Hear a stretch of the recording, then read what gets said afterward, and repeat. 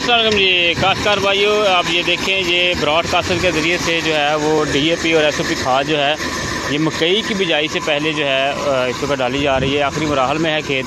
इसके बाद इसे हल सोगा किया जाएगा 2 दफ़ा और उसके बाद फिर खेलें निकाली जाएंगी यानी वटें निकाली जाएंगी।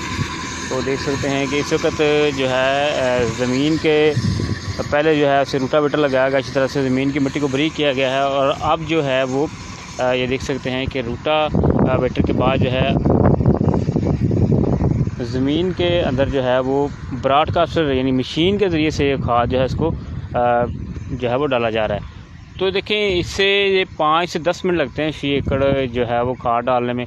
अगर बंदा छट्टा लगाता है तो वो काफ़ी टाइम लग जाता है। फिर होता ये है कि उसके ज़रिए से टाइम भी लगता है और खाद जो है प्रॉपर तरीके से पूरे खेत के अंदर जो है वो नहीं कभी कभार पड़ती है। तो देख सकते हैं टाइम की बचत होती है, खाद जो है वो फिर ज़ाया नहीं होती। तो देख सकते हैं कि ये इस वक्त ब्रॉडकास्टिंग की जा रही है मकई की बिजाई से पहले।